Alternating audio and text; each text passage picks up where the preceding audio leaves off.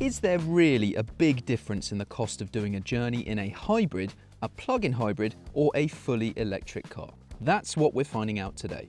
For this test, we've got 3 Kia Niros: the hybrid, the plug-in hybrid, and the fully electric version.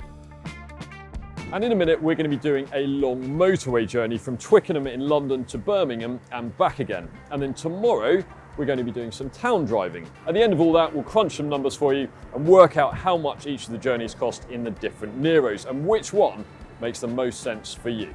Before we start, go to whatcar.com for a great deal on your next car and subscribe to our channel to see lots more new car features and reviews.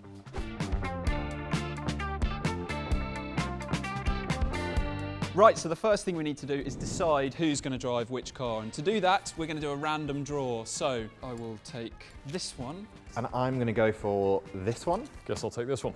Right, one at a time we will reveal who is driving which car. Okay, I'm in the plug-in hybrid. Neil?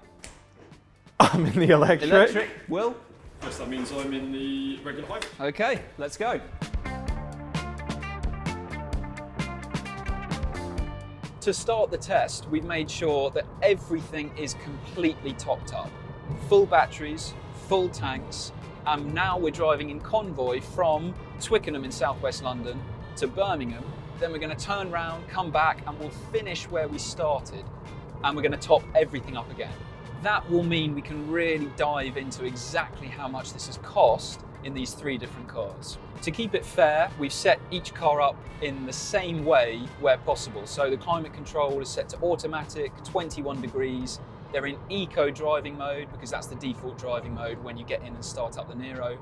I'm in the plug-in hybrid, this is in hybrid mode. We're driving regularly, sensibly, and sticking to the speed limits. So the reason I looked a little bit disappointed when I got the electric Niro is because our journey today is around 280 miles. And this Kia Niro EV with its 64.8 kilowatt hour battery has a range of about 285 miles.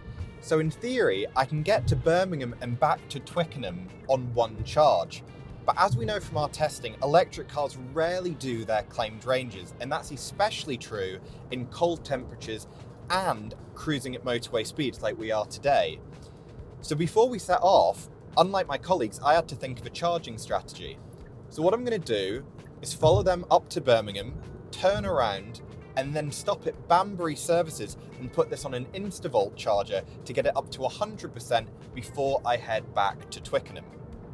I'm in the plug-in hybrid Niro, and I don't have the same problem as Neil. This Niro has an 11.1 kilowatt hour battery, so it's a lot smaller than the battery that you have in the Niro EV, and gives this Niro a claimed electric range of up to 38 miles. But I also have a 1.6 litre petrol engine. So when the battery runs out, or if I just want to save some of the charge that's in the battery, then I've still got a regular petrol engine to carry me on the rest of my journey, and I only need to stop to fill up the tank. I could technically stop to charge up the battery in this plug-in hybrid, but I probably won't. Now, in some respects, I've got the easiest job here because I'm in the regular hybrid version. So you can think of it as basically just a petrol car. It does have a tiny battery, but I couldn't plug it in and charge it up even if I wanted to. And the fuel tank's a reasonable size, so it's 42 litres. That gives this car a good range between charges, especially when you consider the fuel economy that it's supposed to be able to do. At the moment, it's telling me I have 489 miles remaining, and the round trip we're making is about 280 miles, so it should be absolutely no problem at all. We all made it to the halfway point in Birmingham with little fuss and stopped for a quick coffee before turning around. Douglas. Will, hello. It's the return leg. It is. We're on the way home. And what I am interested to know is if being a plug-in hybrid is going to give me significantly better fuel economy than you. So what's your average fuel economy been so far? It is doing 54.7 mpg, so that's pretty good for a normal hybrid, not a plug-in of course, but how about yourself? Well, when we started back in Twickenham, the car was in electric mode. And as the speed went up, the charge of my battery was dropping pretty quickly. So once we hit the motorway, I then put it into hybrid mode so that I didn't just completely run out of charge straight away. And I am now averaging 59.8 miles per gallon. I would have expected a slightly higher reading, but hang on, you've still got some charge in the battery, right? I've got 10 miles of battery charge left. So what I think I'm going to do is when I'm about 20 miles, 25 miles away from the end point, I'm going to put it back into electric mode and then see whether that massively pushes up my overall fuel economy average for the trip. Yeah, I think that's the best thing to do, because the thing is, if you've got to use that battery power, otherwise you're just carrying around, you know, a relatively heavy battery with some charge in it and not actually using it. And I guess what it's trying to do is it's saving that battery for when you drive in town or whatever, but because we're doing long motorway journeys, we're not going to get to that point. I don't know what's happened to Neil, if he's run out the side of the road yet or not, but yeah, we'll find out when we get back to Twickenham.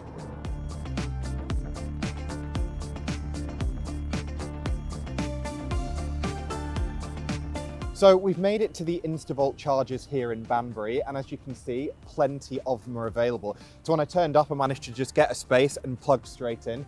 The nice thing about InstaVolt is they take contactless card payment, so it was really easy to just plug the car in and pay. Now, we're about 80 miles away here from Twickenham, and I want to get the car charged up to about 150 miles.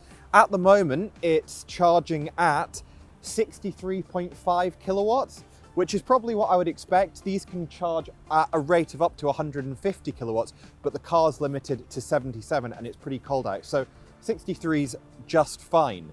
It's already added 40 miles to the range, so I don't think I'm gonna have to wait here too much longer. I might give it another 20 minutes and then I'm gonna head off and do the rest of my charging when I get back to Twickenham. I could have stopped to charge up in the plug-in hybrid as well, but that wouldn't really have made much sense. Some new and very expensive plug-in hybrids can charge at fast speeds using public CCS chargers, like the one Neil used for his Niro EV. But most are like the Niro plug-in hybrid, which can only charge using a Type 2 connector very slowly. So, if I wanted to charge up my battery from flat to full, I would need to spend 2.5 hours at a service station, and that would only get me about 25 miles worth of charge. I decided not to do that and carried on back to Twickenham with Will to complete our journey and crunch some numbers. Before we go through those numbers, we are going to do another test. It's the next day, and now we're going to go from Twickenham into central London and back again. So low mileage, low speed, rather than hammering up and down a motorway, to see if there's a big difference in the efficiency that these cars deliver. So we're going to stay in the same cars as yesterday, same conditions. Let's go. Right, so as Doug said, we are doing town driving today. We're starting in exactly the same place as yesterday, in Twickenham, and we're going to be driving into central London, specifically the London Eye, and back out again. That's a round trip of about 25 miles, but of course it's going to be heavy traffic, so it'll probably take more than 2 hours. And the cars are starting off in exactly the same state as they were yesterday. So this hybrid version that I'm driving has had its fuel tank brimmed. The BEV version that Doug's driving behind has also had its petrol tank brimmed and its battery charged as well. And the electric version that Neil's in has had its battery fully charged. So we'll be able to work out how much difference there is in town driving on the efficiency of a hybrid, a plug-in hybrid, and an electric car compared to the motorway. So in yesterday's test, I used a mixture of pure electric mode in this plug-in hybrid and then just hybrid mode. Today, because it's a low mileage journey, I'm going to stick in pure electric mode for the whole journey, if the car's going to let me. So right now, it's showing me I've got a range of about 29 miles. Should be able to do all of that on electric power alone. Let's see. While we're sat here in traffic, I might as well use this opportunity to tell you about the price difference between the three cars. As you might have already guessed, the cheapest car here is the car Will is currently in, the standard hybrid, and that starts at around about £28,000. From there, it's a significant jump up in price to the plug-in hybrid. You'll have to find an extra £6,000. While the most expensive car we've got here is the fully electric Kia Niro EV. That's an extra £3,000 on top of the plug-in hybrid. Now, while that's a significant amount of money, if we can show today that it's significantly cheaper to run an electric car day to day, that should offset a massive amount of the cost and will make moving electric look a whole lot more tempting.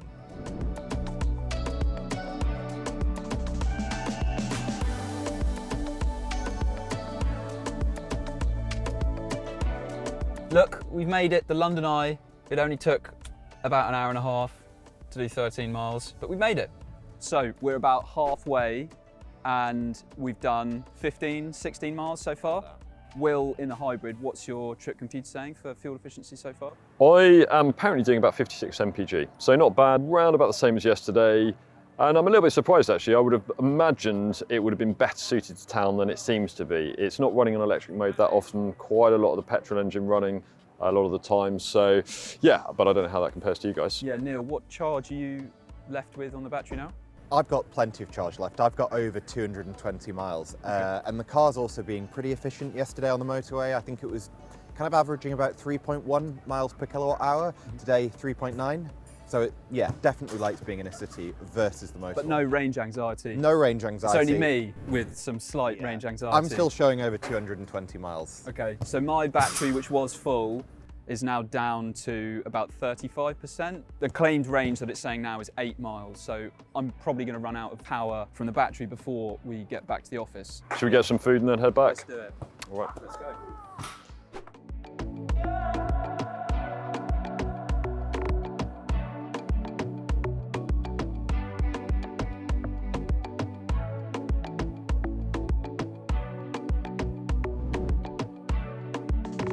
So what did we learn? It's time to run through the numbers and we're going to start with the motorway journey on the first day, which you'll remember was about 270 miles, mostly done on the motorway. Will, in the hybrid, what did it cost you? Well, yes, as you know, I was in the hybrid, so my calculations are pretty easy. I needed 21.79 litres of petrol to do the trip, which based on today's fuel prices, they have changed a little bit since we did this test, works out to £31.38. Okay, so obviously I did the same journey, but I was in the plug-in hybrid, which used its full battery, and that is 11.4 kilowatt hours, but it also used 20.3 litres of petrol. So topping up the battery, if you do it at home, there's a price cap in the UK at the minute of 30 pence per kilowatt hour. So that costs £3.42. But then the petrol is an additional £29.23 on top of that. So that means the total cost of my trip was £32.65. More expensive than the regular hybrid. And in the fully electric car, Neil? Well, as you're aware, I couldn't do the journey on a full charge, so as well as the additional cost of stopping and charging, I also was hit in terms of the inconvenience of having to be at a standstill for 34 minutes. And by the time I left, traffic had got way worse than it was for you guys, so I had to go slightly further out of my way on a diversion of 7.6 miles over what you did. So in total, I used 86 kilowatt hours of electricity for the whole journey. 51.5 kilowatt hours of that was at my Instavol pit stop, which cost me £38.63. That's 75p a kilowatt hour, so that's a lot of money already. And then the remaining 34.5 kilowatt hours I charged at home, effectively, which cost me £10.35. So the total cost of my trip was £48.98. So the electric car was the most expensive by a mile to do that journey. By a mile.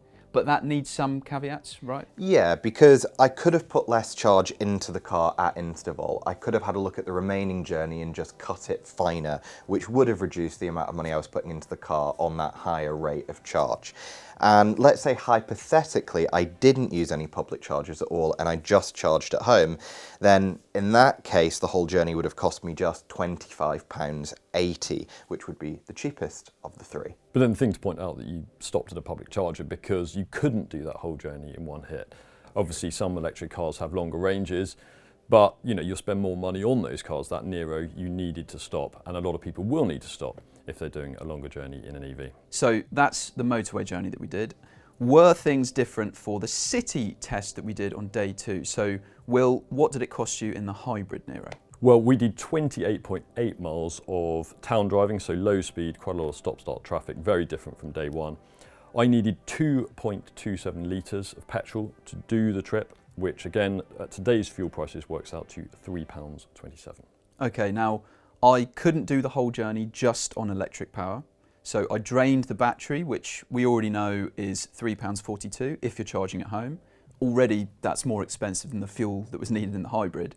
And then on top of what I spent on the battery, I needed 89 pence of petrol. So my total cost was £4.31, which is more than £1 more expensive than what the hybrid cost. But then another cost to mention at this point is the congestion charge, because we did this test in London. So the hybrid had to spend £15 on the congestion charge. The plug-in hybrid also had to spend £15 for that.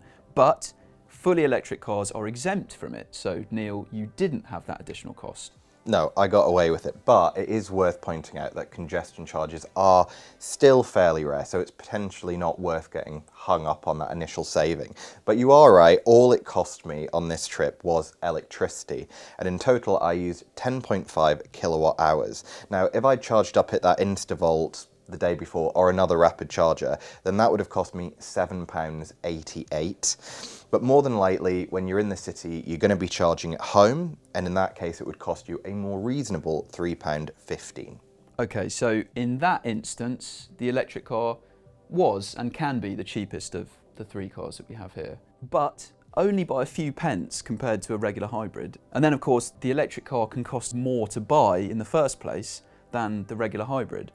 And then if you're regularly doing motorway journeys and having to use public chargers there, then there are lots of other petrol hybrids, lots of other just efficient fuel-powered cars that are likely to be far cheaper to run than a fully electric car. So what do we take from these tests then?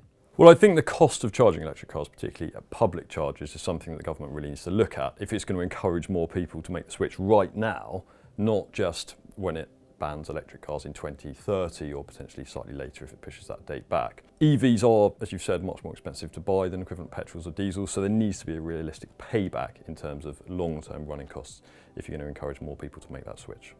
So, are you shocked by our results? Does this put you off owning a fully electric car? Or what's your experience of EV running costs? Tell us in the comments below. Thanks for watching, subscribe for many more videos like this, and go to whatcar.com for a great deal on your next car.